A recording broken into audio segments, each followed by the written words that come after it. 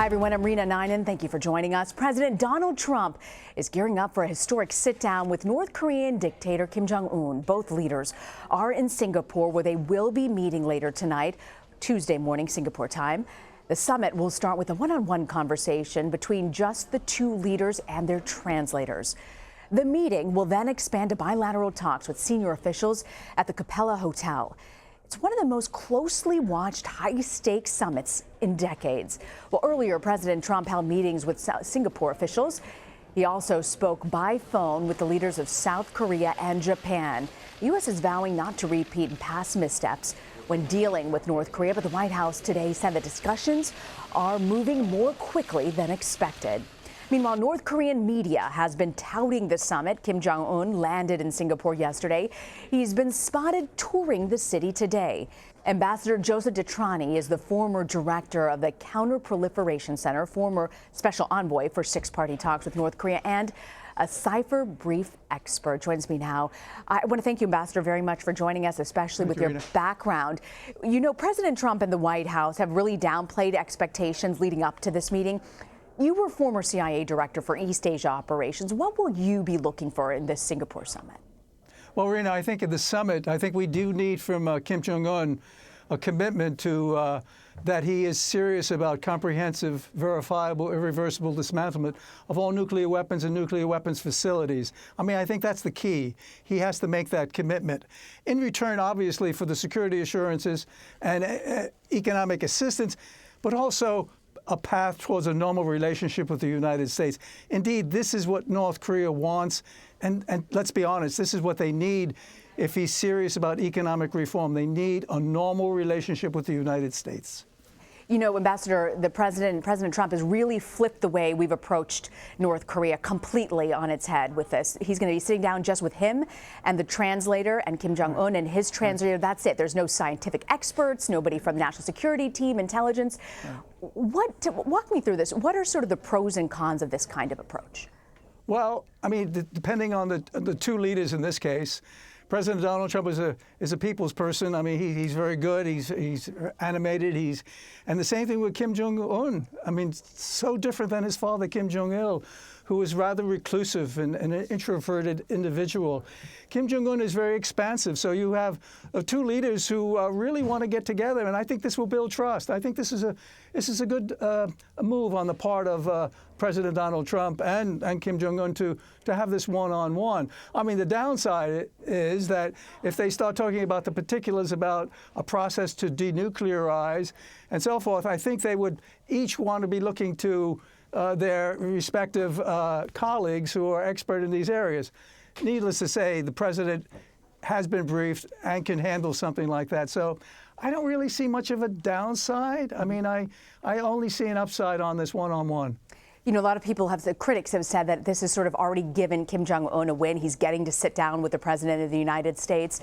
In the past, when we've held these talks, we've asked the North Koreans, give us a list of everything you have, all your sites, your ammunition, supplies, and let us know what you have. It seems sort of like, why would at this point a man like him agree to that? What do you think could come from this summit that would be a success in your eyes? You know, Rena, I think Kim Jong Un has made the strategic decision to focus on North Korea's economic development.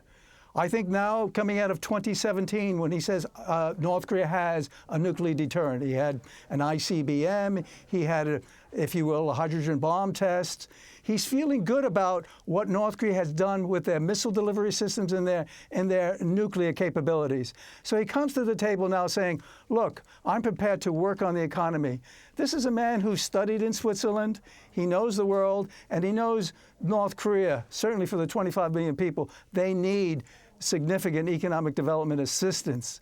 And I think this is the impetus here for coming and being amenable to moving in this direction. I think he is, and we will see. I mean, the key is his commitment to comprehensive, verifiable denuclearization and also a verification regime that confirms all of the above, because we're going to need, and your question is a very good one, we're going to need a very, very detailed declaration of all their nuclear weapons and their nuclear facilities and the personnel who are working in these facilities.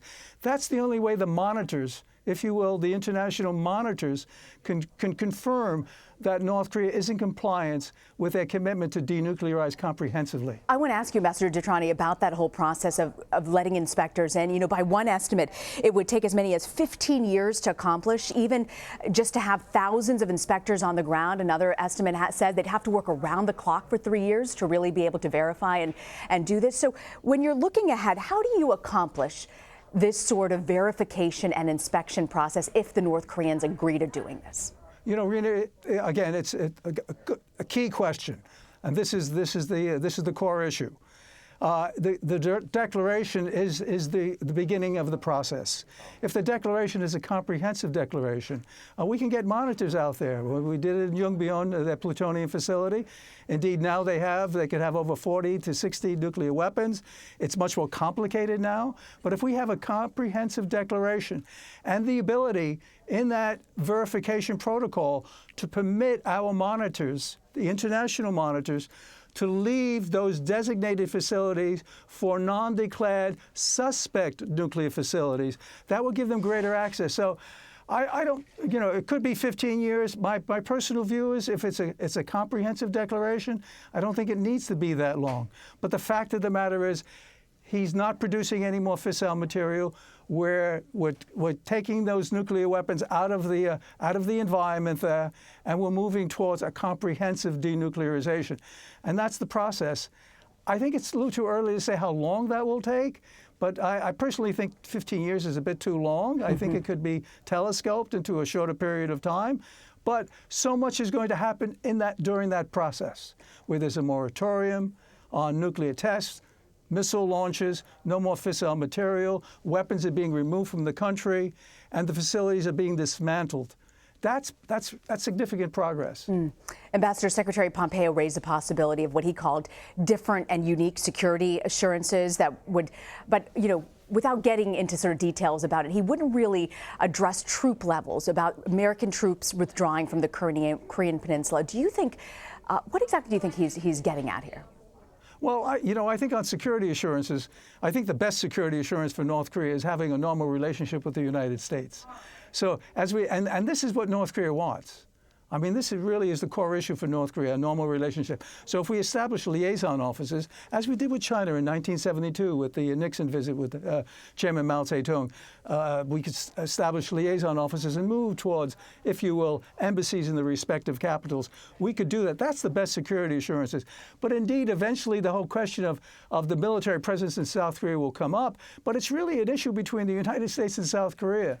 This is really not North Korea's issue, and North Korea's been told that before. This is between the Republic of Korea and the United States. I do believe, obviously, it will come up in the process of comprehensive denuclearization.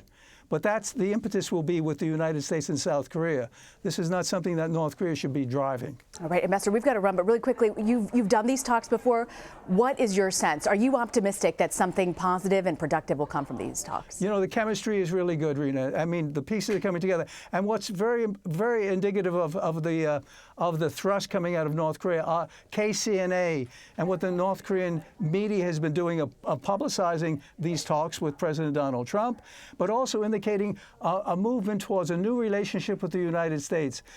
That confirms to me somewhat, one doesn't want to be 100% on anything on these issues here, but confirms to me that North Korea really is serious about comprehensive denuclearization in return for those security assurances, but ultimately a normal relationship with the United States. Ambassador Joseph DeTrani, grateful you could join us today. Nice speaking with you.